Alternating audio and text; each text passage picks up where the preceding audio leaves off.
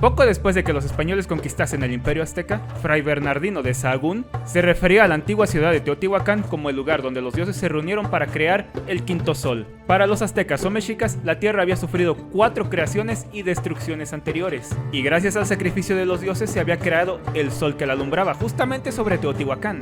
Pero la Teotihuacán que vio Fray Bernardino y que conocían los indígenas del siglo XVI poco tenían que ver con la metrópoli que alguna vez dominó la historia política y religiosa de gran parte de Mesoamérica.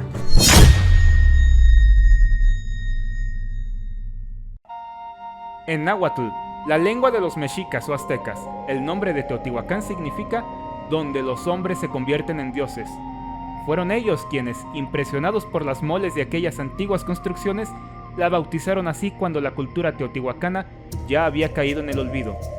Situada a poco más de 40 kilómetros de la Ciudad de México, fue durante 8 siglos una metrópoli vibrante que en su época de auge llegó a tener 125,000 habitantes distribuidos en 22 kilómetros cuadrados.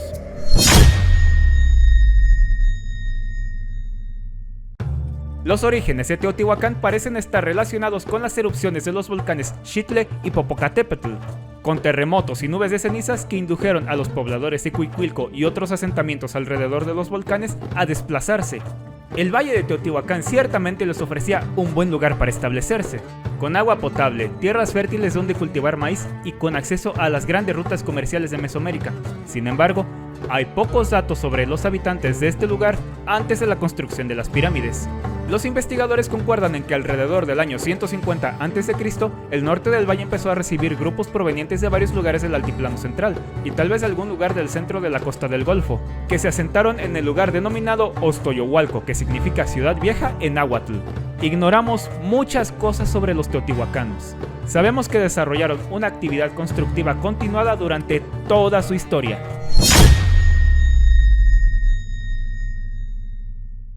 En el norte del valle levantaron la Pirámide del Sol, un gran montículo de tierra revestido de piedra y erigido en una única fase de construcción, y la Pirámide de la Luna, una sucesión de 7 edificios, cada uno mayor que el anterior. A 2 kilómetros hacia el sur se encontraban el Templo de Quetzalcóatl o la Serpiente Emplumada y el espacio abierto llamado Gran Conjunto, que quizá fue el mercado central de la ciudad.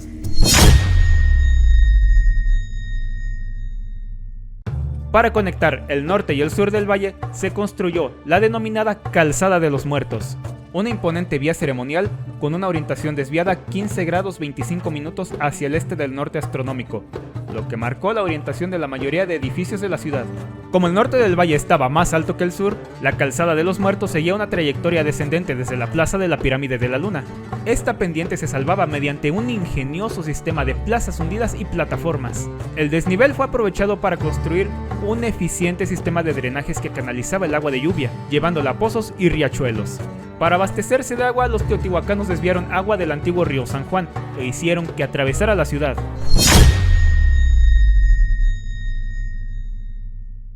Aunque podemos identificar algunos glifos esculpidos o pintados, no podemos interpretar una sola escritura que nos hable sobre los gobernantes de Teotihuacán, sus dioses, guerras y conquistas. Por otra parte, los teotihuacanos no gustaban de representar personajes individuales o historias de su pasado. Al parecer, consideraron más importante representar los conceptos que las acciones y las funciones de personajes concretos, por lo que no es de extrañar que aún hoy en día se discuta sobre cómo se gobernaba su sociedad. La influencia de Teotihuacán alcanzó la costa del Golfo, el estado de Oaxaca y la zona maya. Estas relaciones eran muy variadas. Con los gobernantes de Monte Albán se establecieron relaciones al más alto nivel, ya que la mica, un producto oaxaqueño, era muy apreciada por los teotihuacanos. En los actuales estados de Tlaxcala y Puebla, comunidades enteras producían cerámica de estilo anaranjado delgado exclusivamente para los teotihuacanos. Y los estados de Morelos y Guerrero producían materia prima para la escultura. A finales del siglo IV, los teotihuacanos llegaron a Tikal con intenciones no muy claras, pero que llevaron a un cambio dinástico acompañado de conflictos militares, seguido por un corto periodo de influencia teotihuacana en el arte y la arquitectura de las principales ciudades mayas.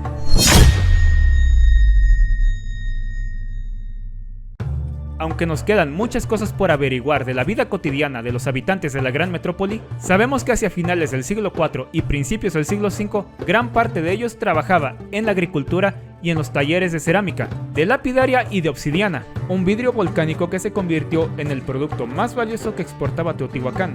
Otra parte de ellos debía estar al servicio de las principales familias y templos. No sabemos si existía un ejército institucionalizado, pero cabe pensar que cada grupo familiar extenso debía proporcionar los brazos necesarios para acometer las grandes obras estatales y asegurar su mantenimiento, además para contribuir en la expansión del poder de Teotihuacán en el territorio aledaño. Una gran ciudad merece también un gran final, y en el caso de la ciudad de los dioses fue espectacular. A finales del siglo VI, los teotihuacanos afrontaron una grave crisis social que culminó con saqueos, incendios y abandonos del centro ceremonial, y que se extendió rápidamente a toda la ciudad, hasta el punto que una generación después, Teotihuacán era apenas una sombra de lo que fue. ¿Qué había sucedido?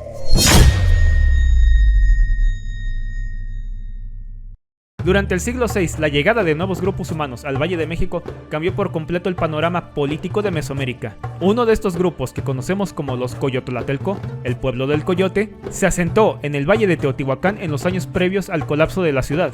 Como trajeron consigo una cerámica muy distinta a la que utilizaban los teotihuacanos, primero se pensó que los fuegos y saqueos serían consecuencia de la conquista de la ciudad por los coyotlatelcos, pero resulta extraño que los teotihuacanos permanecieran impávidos mientras unos supuestamente agresivos coyotlatelcos se instalaban en torno a la ciudad. Además, la conquista de una urbe como Teotihuacán hubiera requerido de un ejército numeroso, bien organizado y equipado, algo de lo que no hay ningún rastro arqueológico. Por esta razón, hoy se considera que hubo una combinación de diferentes factores políticos y sociales que contribuyeron a la debacle de la metrópoli del altiplano. Hasta cierto punto podríamos decir que Teotihuacán murió de éxito. Mantener una ciudad tan grande requería el apoyo continuado de una amplia periferia que proporcionara gentes y materias primas de manera constante. Sin embargo, esta relación empezó a desgastarse, posiblemente porque las grandes élites de los territorios controlados fueron buscando nuevas alianzas, y porque los conflictos internos de esta ciudad se agudizaron. Sabemos que en los años previos al colapso de Teotihuacán no se realizaron grandes obras arquitectónicas. Algunos investigadores consideran que los incendios y los saqueos no son consecuencia de una guerra, sino que están relacionados con la desacralización ritual de la ciudad y su abandono. Con el fuego se la despojaba de su carácter religioso. Desde mediados del siglo VIII, nada queda de la cultura clásica teotihuacana. Si bien es cierto que la ciudad seguía siendo uno de los centros importantes del Valle de México, pero ya no podía imponer más allá de Teotihuacán. Cuando llegaron Hernán Cortés y sus huestes, la antigua metrópoli no era sino un pequeño centro sometido al poder de los acolhuas, el pueblo que tenía su capital en Texcoco, a los que pagaba tributo como otras ciudades. Si te gustó este video, no olvides suscribirte, darle a me gusta, compartirlo y nosotros nos estaremos viendo en un próximo video. Adiós.